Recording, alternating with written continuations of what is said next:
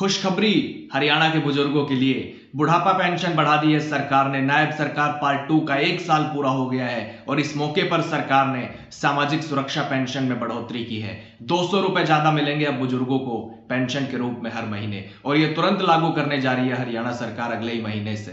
चुनाव से ठीक पहले 20 मेन वादों में पेंशन बढ़ाने का भी वादा था जो पूरा किया है सरकार ने। कई और घोषणाएं भी की है नायब सरकार ने, वो सब भी मैं आपको बताऊंगा।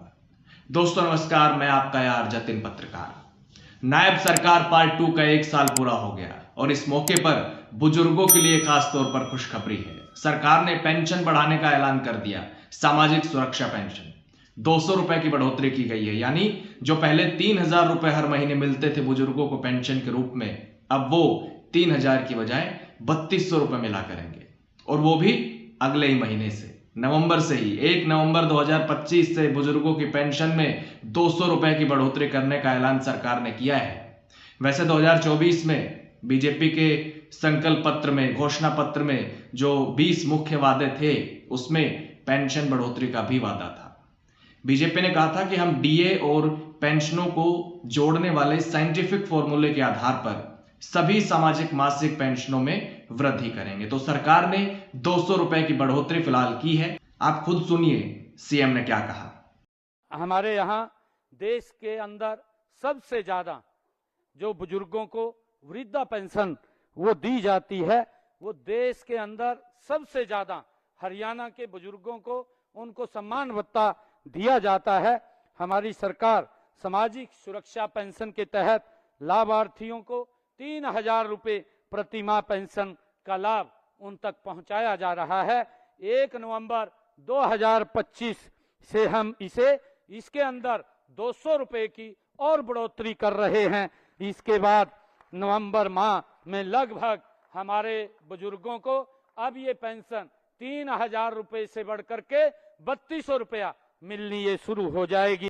तो बुढ़ापा पेंशन में 200 रुपए की बढ़ोतरी का ऐलान हो गया है, और जो 20 मुख्य संकल्प थे बीजेपी के घोषणा पत्र में, उसमें नंबर 1 पर था हरियाणा की सभी महिलाओं को 2100 रुपए की वित्तीय सहायता हर महीने लाडो लक्ष्मी योजना के तहत दिए जाएंगे। तो सरकार लाडो लक्ष्मी ऐप भी लॉन्च कर चुकी है। लाखों महिलाओं ने वहां पर रजिस्ट्रेशन भी कराया है, और 1 नवंबर से ही सरकार पात्र महिलाओं को 2100 रुपए देने जा रही है। कहा जा रहा है कि हरियाणा दिवस पर 1 नवंबर को पहली किस्त पात्र महिलाओं के खातों में ट्रांसफर कर दी जाएगी, और इसलिए सभी पात्र महिलाओं से जल्द रजिस्ट्रेशन कराने के लिए कहा जा रहा है। कोई समस्या आती है तो उसके लिए नंबर भी जारी किए गए हैं, उस नंबर पर कॉल करके जानकारी ली जा सकती है। टोल फ्री नंबर है 1800 180 2231, ये टोल फ्री नंबर है, और हेल्पलाइन नंबर 0172 488 0500, ये हेल्पलाइन नंबर जारी किया गया है। तो वहीं सीएम ने यह भी कहा कि अपने पहले ही साल में हरियाणा सरकार ने विधानसभा चुनाव से पहले जनता से किए 217 में से 46 संकल्प पूरे कर लिए हैं। 158 वादों पर काम प्रगति पर है। इस वित्त वर्ष में 90 से ज्यादा संकल्प पूरे कर लिए जाएंगे, ये सीएम का दावा है। उन्होंने ये भी कहा कि मेरी हंसी हरियाणा के जन जन की हंसी है, लेकिन मैं हंसता हूं तो विपक्ष का पेट खराब हो जाता है। तो कांग्रेस ने इस 1 साल के टर्म को पूरी तरह से नाकाम, असफल, जन विरोधी बताया है। हुड्डा ने कहा कि 1 साल में प्रदेश की जनता को महंगाई, बेरोजगारी और भ्रष्टाचार के सिवाय कुछ नहीं मिला। तो दूसरी तरफ चुनावी घोषणा पत्र पर पूरा ध्यान है सरकार का, जिस पर लगातार काम किया जा रहा है। खासकर मुख्य वादों पर नायब सरकार का फिलहाल फुल फोकस है। तो एक बार मैं आपको वो 20 मुख्य वादे भी बताता हूं जो बीजेपी के संकल्प पत्र में थे। पहला, सभी महिलाओं को लाडो लक्ष्मी योजना के तहत प्रति महीना हर महीने 2100 रुपए, जिसके बारे में मैंने अभी आपको बताया। दूसरा, आईएमटी खरगोदा की तर्ज पर औद्योगिक शहरों का निर्माण, प्रति शहर 50,000 स्थानीय युवाओं को नौकरी देने के लिए उद्यमियों को विशेष प्रोत्साहन। तीसरा, चिरायु आयुष्मान योजना के तहत हर परिवार को 10 लाख तक का मुफ्त इलाज एवं परिवार के 70 वर्ष से अधिक आयु के हर बुजुर्ग को अलग से 5 लाख तक के मुफ्त इलाज की सुविधा। चौथा, 24 फसलों की घोषित न्यूनतम समर्थन मूल्य यानी कि एमएसपी पर खरीद। पांचवा, 2 लाख युवाओं को बिना पर्ची बिना खर्ची पक्की सरकारी नौकरी। छठा, 5 लाख युवाओं के लिए अन्य रोजगार के अवसर एवं नेशनल अप्रेंटिसशिप प्रमोशन योजना से मासिक स्टाइपेंड। 7वां, शहरी और ग्रामीण क्षेत्र में 5 लाख आवास।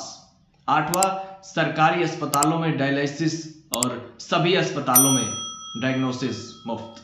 9वां, हर जिले में ओलंपिक खेलों की नर्सरी।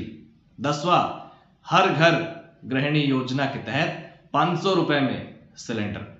11वां, अव्वल बालिका योजना के तहत ग्रामीण क्षेत्र में कॉलेज जाने वाली प्रत्येक छात्रा को स्कूटर। 12वां, हर हरियाणवी अग्निवीर को सरकारी नौकरी की गारंटी।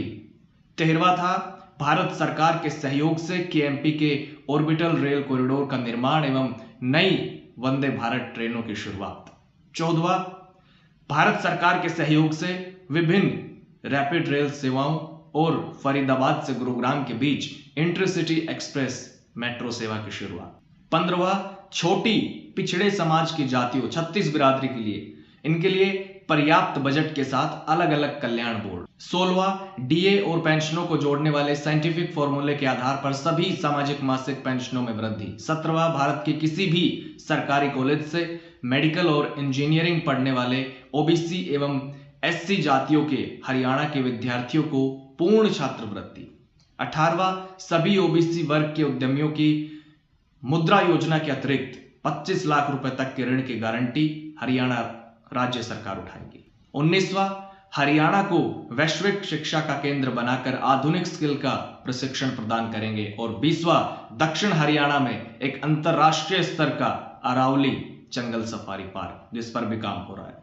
तो ये 20 मुख्य संकल्प थे बीजेपी के घोषणा पत्र में, जिन पर लगातार काम हो रहा है और पेंशन में बढ़ोतरी भी की है। लेकिन घोषणा पत्र में एक सस्पेंस जरूर रखा जो अभी भी बना हुआ है। पेंशन वृद्धि की बात तो थी, लेकिन इस कार्यकाल में कितनी पेंशन बढ़ाई जाएगी इसका कोई जिक्र नहीं था। सिर्फ इतना ही कहा था बीजेपी ने संकल्प पत्र में कि डीए और पेंशनों को जोड़ने वाले साइंटिफिक फॉर्मूले के आधार पर सभी सामाजिक मासिक पेंशनों में वृद्धि की जाएगी, जबकि कांग्रेस ने बुढ़ापा, दिव्यांग और विधवा पेंशन 6,000 रुपए प्रति महीना करने की घोषणा की थी। खैर, कांग्रेस तो चुनाव हार गई है, लेकिन बीजेपी की सरकार अब पेंशन में कितनी बढ़ोतरी करती है 5 साल में, यह भी देखना होगा, क्योंकि बीजेपी की तरफ से इस पर कुछ स्पष्ट भी नहीं कहा गया। लेकिन जो वादे किए बीजेपी ने, जिस पर जनता ने मोहर लगाई और तीसरी बार बीजेपी की सरकार बनी, उन पर पार्टी कितना खरा उतरती है और कब तक सभी वादों पर काम होता है, यह भी देखना होगा। हालांकि आप भी अपनी राय जरूर दीजिएगा कि नायब सरकार पार्ट 2 के 1 साल के कार्यकाल को आप कैसे देखते हैं, यह जरूर बताइएगा, जिसके लिए हमेशा की तरह आज भी कमेंट बॉक्स के दरवाजे आपके लिए खुले हुए हैं। नमस्कार।